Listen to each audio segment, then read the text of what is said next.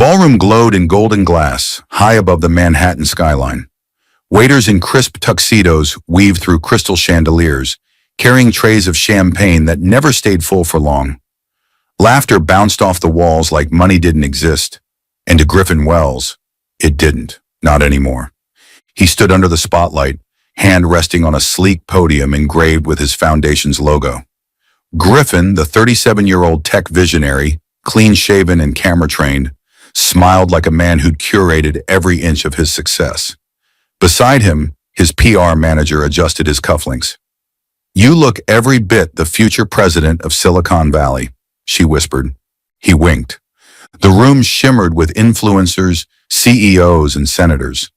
A six-figure violinist played near the champagne wall.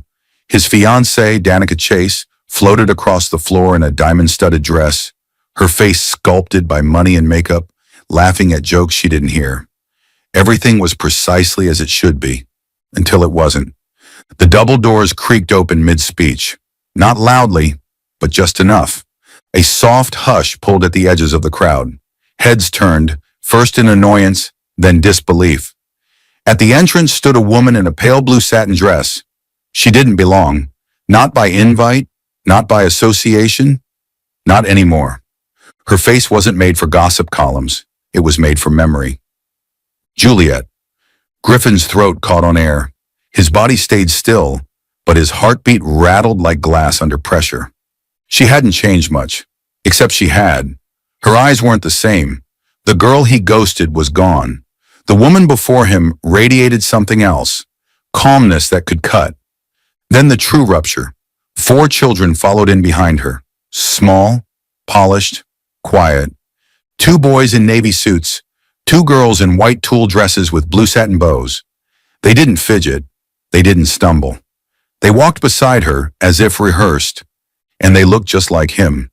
Photographers froze, confused whether to snap or lower their lenses. One bulb flashed, then another. And just like that, the noise Griffin lived in collapsed into whispers. "Are those his? Wait, is that the ex? She had kids? 4? Danica stood still mid-laugh, jaw twitching. The senator beside her dropped his flute. The violinist stopped playing. Juliet didn't say a word. She didn't need to. She simply made her way toward the back of the ballroom, gliding like a shadow with 4 shadows of her own. She didn't look left or right, not even at Griffin. She stopped near the donation table, signed something, then walked past the dessert fountain with all the serenity of a woman who had nothing left to prove. Griffin's grip tightened around the podium. Sweat clung to his temple, invisible in the spotlight. His mind couldn't compute what his eyes confirmed. He tried to step down, but his legs didn't respond. Danica blinked across the room at him. "What is this?" she mouthed. He had no answer. And then, just as quickly as she arrived, Juliet turned her head. Their eyes met. No tears, no rage, just truth. She didn't blink. Griffin did. And in that blink, everything, the illusion, the control, the reinvention, began to crack. 3 years ago, Griffin Wells wasn't standing beneath chandeliers or giving TED Talks. He was pacing inside a Brooklyn brownstone, wearing sweatpants in panic. Juliet sat at the kitchen table with a pregnancy test in hand. Positive. The 3rd one. She hadn't cried. Not yet. Not until she saw how he would react. Griffin didn't yell. He didn't even flinch. He just paused. "Okay," he said finally, his tone so neutral it chilled her more than any storm. "Okay, this is a lot." She tilted her head. "A lot? Griffin, this is our child." "Our situation," he corrected, already stepping back from the table. "It's complicated. Timing's not great." Juliet blinked. "Timing? You've been talking about starting a family for 2 years." He looked away, eyes scanning the counter like it might offer him an escape hatch. "I thought I wanted that. I really did. But now that everything's taking off, maybe we should pause. Or figure something out." The silence that followed wasn't empty. It was crowded, with her hopes, his excuses, and something new. Dread. "So you want me to what? Make it go away?" Her voice cracked just once. He didn't answer, but she saw it in his eyes. That night, Griffin didn't sleep in their bed. He claimed a last-minute meeting and kissed her forehead like she was a client he didn't want to offend. Juliet waited up until sunrise, checking her phone every 10 minutes. He didn't come back. The next morning, a courier slid a letter under the door. Inside, legal instructions from his lawyer. A breakup via legalese. Cold, efficient, final. Juliet sat on the edge of the bed, belly barely rounded, and read every word aloud. Alone. He never came to get his things. Never called. Never asked about doctor visits. Never even responded when she texted a photo of the first ultrasound. She stopped trying after that. Griffin was no longer a man. He was a myth stitched into a memory she'd spent years trying to cauterize. But memories don't die. They multiply, especially when there are 4 of them. She carried twins, and then 2 months before her due date came a surprise. Not 1, but 2 more. Triplets misread as twins in every scan. The 4th child arrived silent.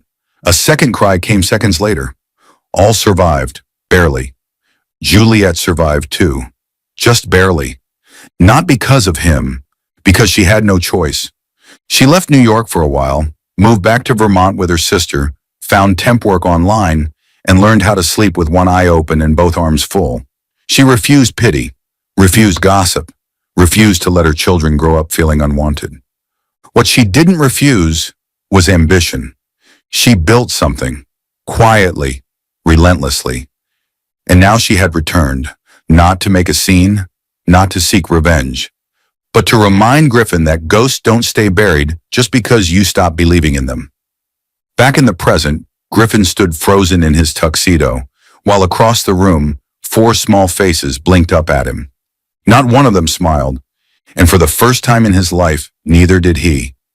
Griffin didn't approach her, not yet. He retreated instead, to the glass balcony overlooking the city skyline, where he could breathe behind the illusion of control.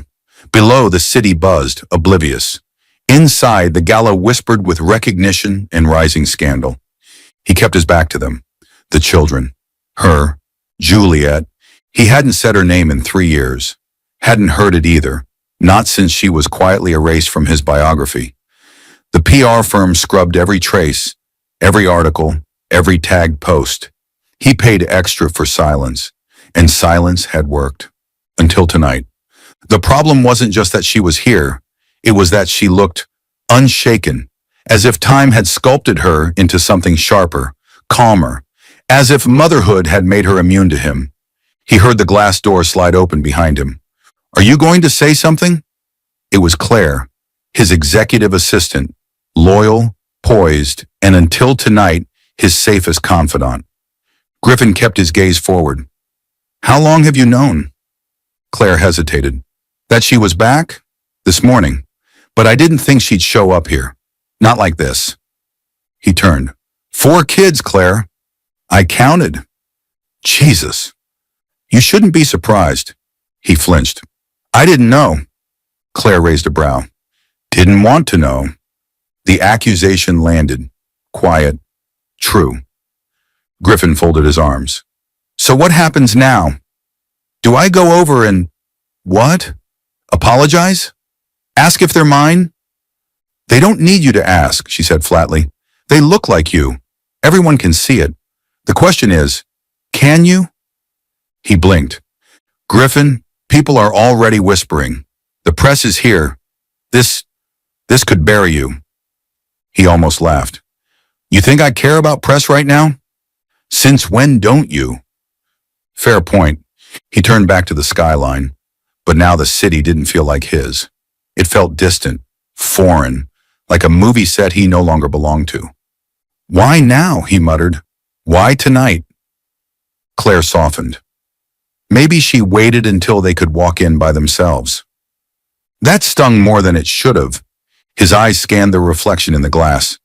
Juliet stood near the champagne tower, one hand lightly resting on the shoulder of the smallest child, a boy.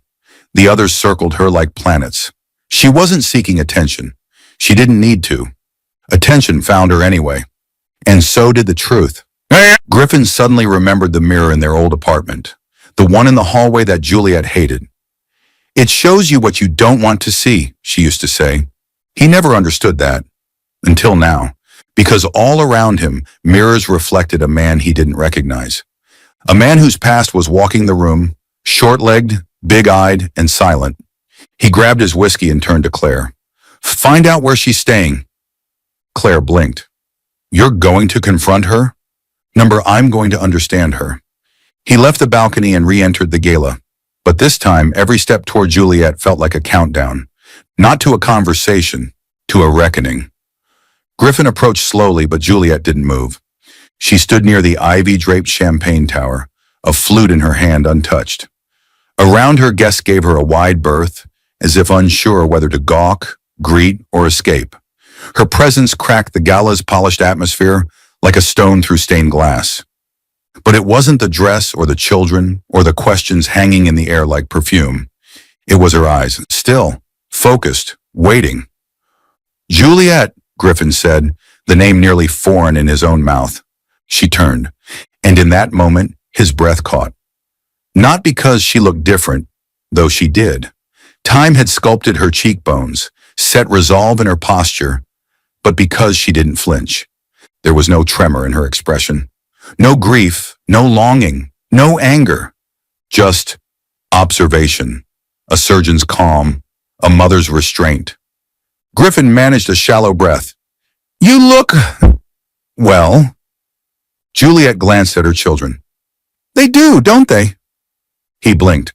"That's not what I know." A pause. He tried again. "You came here for a reason." She gave a half smile, more bitter than amused. "Everything I do now is for a reason, Griffin." "I didn't know." "You didn't ask." That hit harder than any accusation. One of the girls tugged Juliet's sleeve. "Mommy, can we go see the chocolate fountain?" Juliet bent down to her level. "Yes, but only after this conversation ends. Stay close, okay?" The children lingered nearby, pretending not to listen. They didn't speak to Griffin, but they looked at him, all four of them. Same jawline, same brows, same dark-lashed eyes. Genetics didn't lie, but men did. Griffin cleared his throat. "Why now? Why this?" Juliet tilted her head. "Do you know what today is?" "My gala number. It's 3 years to the day since you ghosted me." His mouth opened, but no defense came out. No call, no message, no goodbye, just a passport left on the counter and a check I never cashed. Griffin's voice cracked. "I panicked. I wasn't ready. And I was..." The question split him open. "I wasn't trying to hurt you," he said, barely audible. "Then you should have stayed and faced me." Another pause. Juliet exhaled, then reached into her clutch. She pulled out a folded photo, the kind taken at a hospital, blurry and raw. 4 newborns side by side, eyes shut tight against the world. She handed it to him. "I named them myself, signed the birth certificates alone, raised them alone. While you built your empire, I built a life, brick by brutal brick." He gripped the photo like a verdict. "Why didn't you ever come after me?" She leaned in. Her voice was a whisper. "Because I wanted them to know I never begged for love. I earned it." Behind her, the children waited quietly. One of the boys waved at his twin. They smiled, soft, pure, unshaped by the man before them. Griffin felt something crack, not outside, but deep, somewhere under years of ego and polish. "They deserve the truth," Juliet said, turning to leave. And as she walked away, her words echoed like a sentence passed. "I didn't come to destroy you, Griffin. I came to remind you, you were never the hero in this story." Griffin stood frozen as Juliet disappeared into the crowd with the children. The photo trembled in his hand. Newborn swaddled in hospital cloth, nameless in his memory, but real in his grasp. He'd once built a tech empire off data, knowing things first, faster. But here he was, stunned by the only data that mattered. 4 lives, and he didn't even know their names. He slipped out of the ballroom, ignoring murmurs that chased him like shadows. In the hallway near the coat room, he found her again. Not Juliet, but one of the children. A girl, maybe 6, holding a chocolate-dipped strawberry like it was gold. Her hair was curled, her red shoes too polished to be accidental. She glanced up, stared. "Hi," he said, forcing a gentle tone. She didn't answer, just tilted her head like she was studying a stranger. "What's your name?" he asked. Silence. "Do you know who I am?" She nodded slowly. "You're the man Mommy used to cry about." It felt like his heart shrank inside his chest. "I'm Griffin," he offered. The girl popped the strawberry into her mouth and shrugged. "Mommy said you'd say that." "Did she?" "She also said not to be rude, so I won't be. My name's Margot." One name. He stepped closer, squatted. "Margot, that's beautiful." "Thanks, I picked it." He blinked. "You picked your name?" She nodded. "Mommy let us pick when we turned 4. Said it was part of being free." Griffin swallowed. "What about the others? What are their names?" Margot raised a hand, ticking fingers with each name. "Lucas, Leo, and Ava. 2 boys, 2 girls." "Margot, do they know that you're our dad?" she asked bluntly. He stiffened. "Mommy said we could know, but we didn't have to like it." Just then, Juliet returned, flanked by Lucas and Ava. Leo lingered near the dessert table, still fascinated by whipped cream. Juliet's expression didn't change. She simply held out her hand, and Margot took it. "She talked to me," Griffin said. "I'm sure she did," Juliet replied, calm. I needed to know their names." "You needed to know them years ago." Juliet wasn't raising her voice. She didn't need to. Her restraint made the wound deeper. "Can I talk to them?" She looked at him for a long moment. "They're not a boardroom to negotiate with. They're children. And you're a man with a memory problem." "What does that mean?" "It means," she said, "that you forget people exist when they're no longer useful to you. But kids remember everything, especially absence." The words struck him like ice water.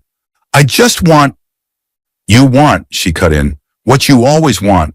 A clean path to redemption without getting your shoes dirty." A waiter passed behind her. She gently guided the children aside. "I didn't bring them here for you," she said. "I brought them here because they asked who their father was, and I didn't want to lie." Griffin looked down at the names spinning in his head. Margot, Lucas, Leo, Ava. 4 names, 4 faces, one choice that had fractured everything. Juliet turned to go, then paused. "Margot asked what to call you if she met you tonight," she said. "I told her, call him what you feel." Griffin couldn't answer.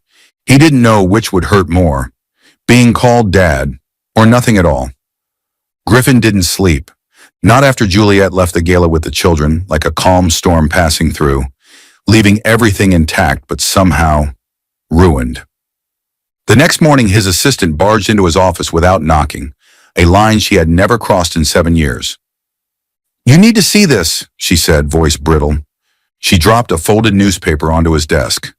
Tech titan Griffin Wells, allegedly abandoned pregnant wife. Now she's back with 4 children who look just like him. Beneath the headline was a photo from last night. Juliet, serene in her pale blue dress, the 4 children arranged like a living rebuke. His mouth hung half open in the background, caught mid-recoil. The article didn't mention Juliet's name, but it didn't need to. It laid out the timeline. Griffin's meteoric rise, his sudden disappearance from the marriage registry just weeks before a major IPO, and a quote from a close family friend who said, "She was pregnant when he vanished. Everyone knew." Griffin leaned back, blood rushing in his ears. "She sold the story?" he asked, almost to himself. His assistant's eyes narrowed. "Does it matter?" The phone rang. He didn't answer. The board would see this. Investors, his mother, his rivals. "She said she didn't come for revenge," he whispered. "Maybe not," his assistant said, "but truth has a way of bleeding through, doesn't it?" He didn't respond. Instead, he opened his laptop, pulled up Google, and typed her name, Juliet Marin. For years, he'd avoided it, blocked it on social media, set search alerts only for her legal threats, never her life. Now the screen was flooded. Old photos of Juliet at his side at red carpet events, charity drives. Her face beside his in magazine spreads, branded as the woman behind the genius. But newer results caught his eye. Juliette Morin launches nonprofit for abandoned single mothers. Mothers for Dignity Gala raises $2.1 million in first year. She'd built something. Without him, she'd turned heartbreak into momentum, betrayal into blueprint. And last night, she wasn't crashing his party, she was announcing herself. Later that afternoon, a shareholder called, then another, and another. "I just want to understand what's true," one of them said, measured and cautious. "Are there children involved? Is there any legal exposure?" Griffin sat in his office, surrounded by glass and gold, staring at a photo of four faces with his bone structure and her eyes. He thought of the empty nursery they once painted. He thought of the check he never sent. He thought of the silence he mistook for closure. The article wasn't scandal, it was justice in print. By nightfall, news anchors had picked it up. Scandal trended beside his name. Meme accounts flooded in. One showed the Gala photo with the caption, "DNA never lies." His PR team begged him for a response, but Griffin said nothing. Because what could he say that wouldn't sound like a man trying to buy forgiveness with words? Later that night, when the house finally quieted, he poured a glass of whiskey and stood at the window overlooking the city he helped to digitize. Below, the world moved on, unaware that the man in the penthouse had just watched his own reputation burn to the ground. Not because someone hated him, but because someone finally stopped protecting him. Juliette didn't give interviews. She didn't write a post. She didn't even issue a statement. She simply returned to her nonprofit office the next day as if the world hadn't exploded overnight. And that precisely was what made her a sensation. While Griffin's name trended with hashtags like UntechTrader and Four Little Faces, Juliette became a quiet icon. Her gala entrance was replayed, slowed down, overlaid with dramatic music. TikTokers dubbed her the Queen of Poise, stitching clips with captions like, "She said nothing and shook the entire empire." She didn't have to say anything, because the truth, unspoken, had a voice of its own. A grainy video captured her holding her youngest daughter's hand outside the nonprofit. When a journalist tried to ask her, "Are you seeking compensation from Mr. Wells?"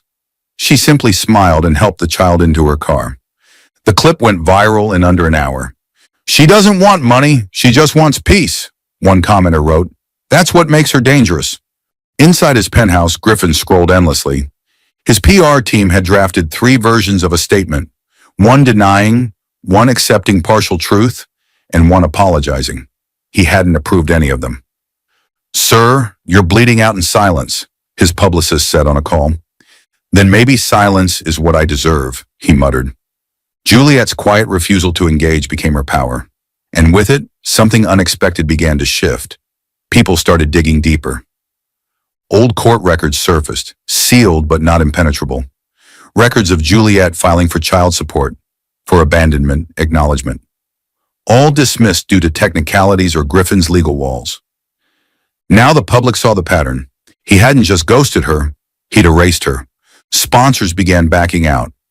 One major tech partner pulled from an upcoming AI conference, citing a need to align with companies led by ethically sound leadership. The damage wasn't just social, it was systemic. And Juliette, she was still silent. But her nonprofit's website now featured a new homepage banner, a soft photo of her 4 children playing in a sunlit park. No captions, no names. Just a button that said, "Support families left behind." The donations rolled in. By the end of the week, the nonprofit had raised more than it had in the past year combined. She was building something out of the ashes of his cowardice. And she wasn't even using his name to do it.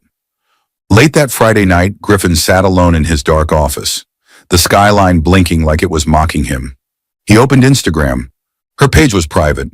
He created a fake account, clicked follow. No response, and then he typed a message. "You were always stronger than me. I see that now. I hope they have your eyes." He hovered over the send button, then deleted it. What right did he have? He was a ghost in their lives now, a shadow behind a woman who refused to turn around. And somehow the silence, the one she wore like a crown, was louder than any scream he could ever make. Griffin sat in his car for 47 minutes. Engine off, phone face down. A bouquet of white tulips sat on the passenger seat, sweating in the afternoon sun. Just beyond the gates was a modest house with blue shutters, the kind of place no one would suspect held 4 pieces of his DNA inside. He had found the address through public tax records, quietly, discreetly. No lawyers, no press, just a father, a stranger. The front yard was cluttered with chalk drawings and half-deflated soccer balls. A tricycle lay toppled near the steps. Wind chimes danced above the porch. It was not the kind of place Griffin had ever imagined himself connected to, but now it was the only place that mattered. He stepped out of the car, fixing his collar. As he reached the front gate, he stopped. Juliet was there.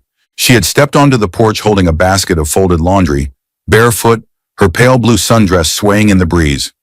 Their eyes met. No anger, no smile, just recognition. He lifted the bouquet. I just wanted to...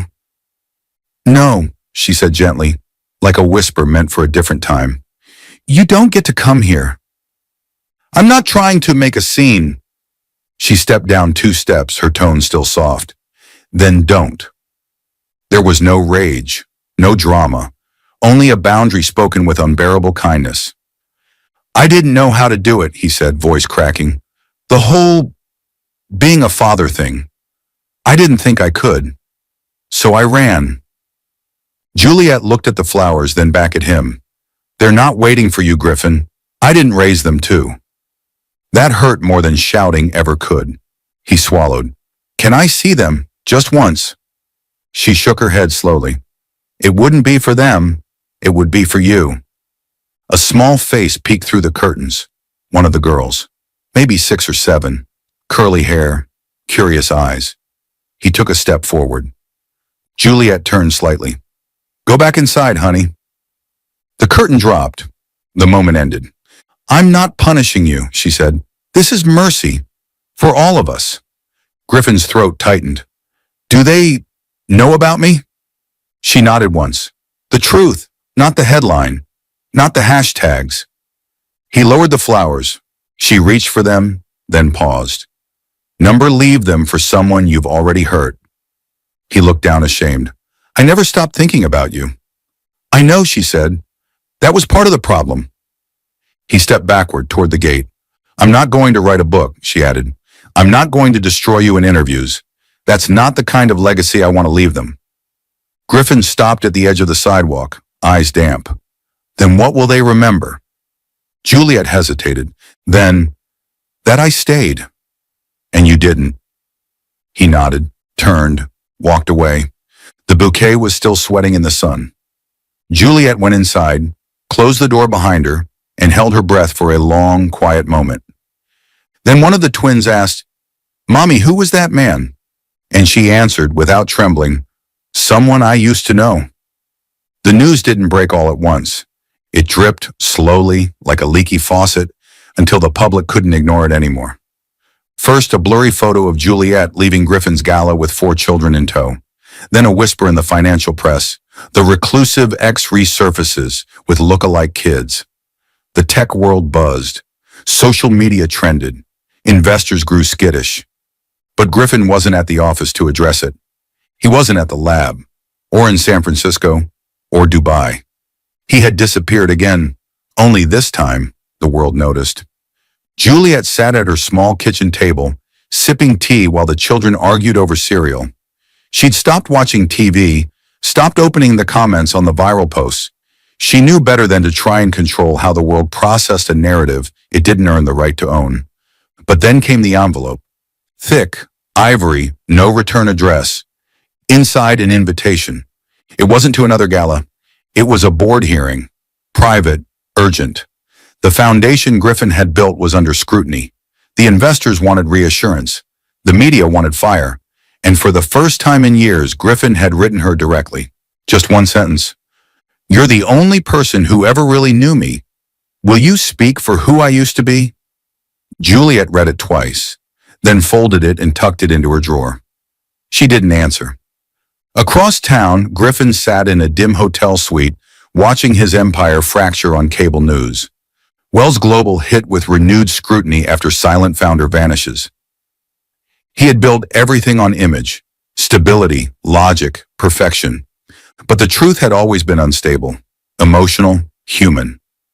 He scrolled through an old photo of himself and Juliet on a balcony in Venice, years ago. Her eyes laughed in that photo. His hand rested on her pregnant belly. He remembered what came after. His retreat, the NDA, the silence, the wire transfer that was supposed to erase guilt. It hadn't. Now it all hung in limbo. His reputation, his holdings, his control. He thought of Juliet's words, "I'm not punishing you. This is mercy." He wondered if she would show him mercy again. Speak for him, protect the illusion a little longer, or let it crumble, like she had every right to. At the care center where she now volunteered part-time, Juliet sat beside a dying woman whose memory flickered in and out. The woman gripped her hand, whispering names of people long gone. Juliet smiled gently, whispering back, "You're not alone." Later that evening, Juliet wrote a reply on plain paper. Not the ivory kind. She didn't mail it. She didn't even seal it. She left it with someone she trusted should they ask again. It read, "You built a world where truth was negotiable. I built one where my children would never doubt who loved them. Let that speak for both of us." No signature, no return address. Griffin received no reply. But the morning of the hearing, he saw her in the gallery, silent, seated in the back row. Not to defend him, not to condemn him, just to witness. That was enough to make him finally speak. His opening line wasn't about profits or partnerships. It was about failure. "I built something meant to last forever," he said, "and I left behind the only thing that ever could." Griffin hadn't looked at Juliet during the entire hearing. But when it ended, when the legal team packed their briefcases and the board members shuffled out, whispering about optics and damage control, he finally turned. She was still there, sitting alone, hands folded in her lap. Calm, measured. Like she had been the night she walked into the gala with their children and dismantled his world without raising her voice. He approached slowly. She didn't flinch, didn't smile, didn't blink. "Can we talk?" he asked. She stood. "Not here," she replied. They met at the edge of the city, far from cameras and boardrooms. A quiet rooftop, overlooking the fog-shrouded skyline. The same place he once told her he couldn't be a father. The same night she walked away pregnant and unseen. This time she came with a voice. He came with an offer. "I want you to run the foundation," he said, hands in his coat pockets. "Your work with displaced women, education, everything I claim to care about, you actually lived." Juliet raised an eyebrow. "Is this an apology or a business transaction?" Griffin didn't answer right away. "It's both. It's what I should have done years ago." She stepped closer, but not warmly. "You want me to clean up your legacy?" "No," he said quietly. "I want to give it to someone who deserves it." Juliet looked out at the city lights. She thought of the gala, of the whispers, of the 4 children sleeping in their shared room with nightlights shaped like stars. "You ghosted your own children," she said, "and now you want me to save your name?" "No," he repeated. "I want you to erase it if you want. Rename the foundation. Rebuild it. Just make it something real." She turned to him, really looking now. Not at the millionaire, at the man. At the empty space inside him that no money ever filled. "You know what silence costs, Griffin?" she asked. He nodded, eyes wet. "Everything."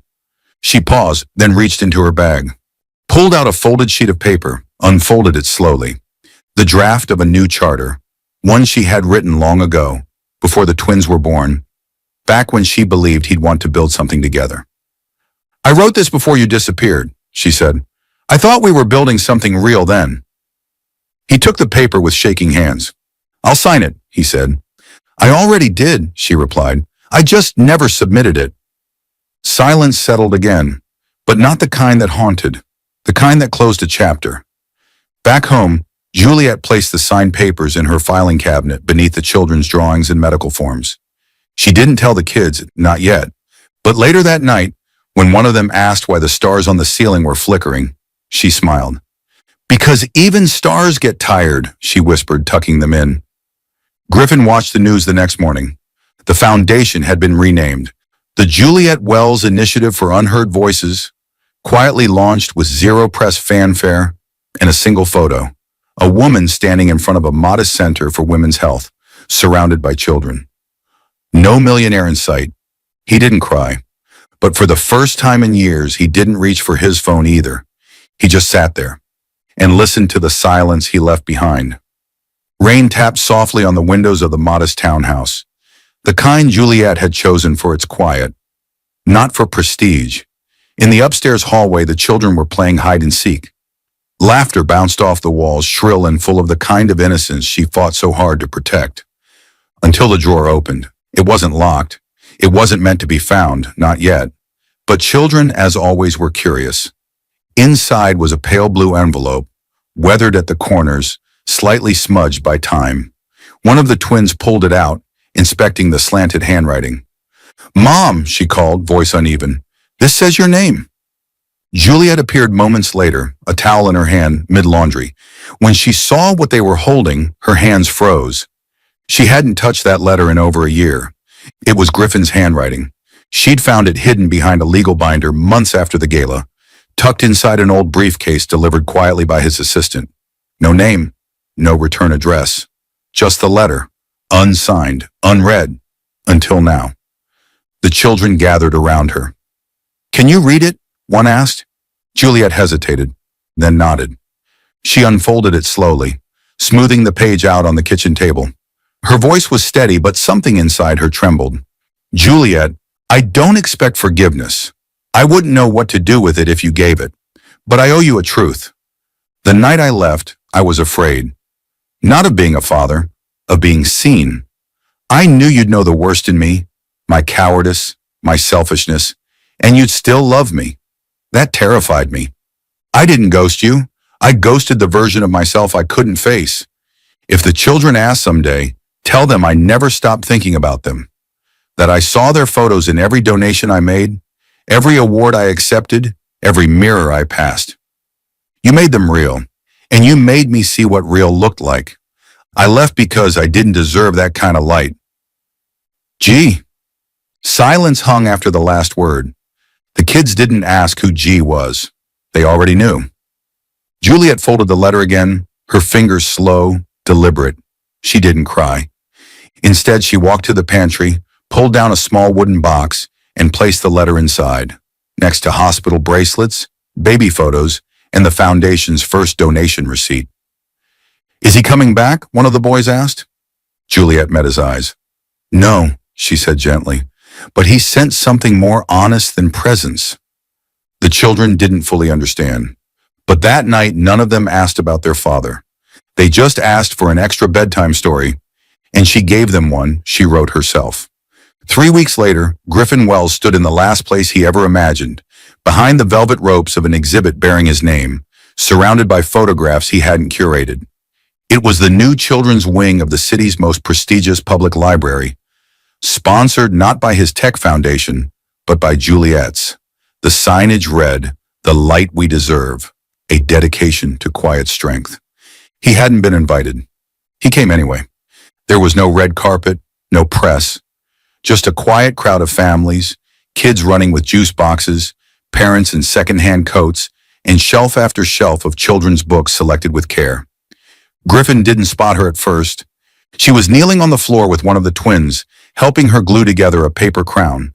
Her hair was pinned up loosely, her dress simple, worn. There was no makeup, no spotlight, but there was peace. He didn't go to her, didn't interrupt. Instead, he walked through the exhibit. Along the wall were framed prints, black and white photos of small hands, quiet moments, and one series that stopped him cold. 4 children seated in a circle, coloring, same eyes, same jawline.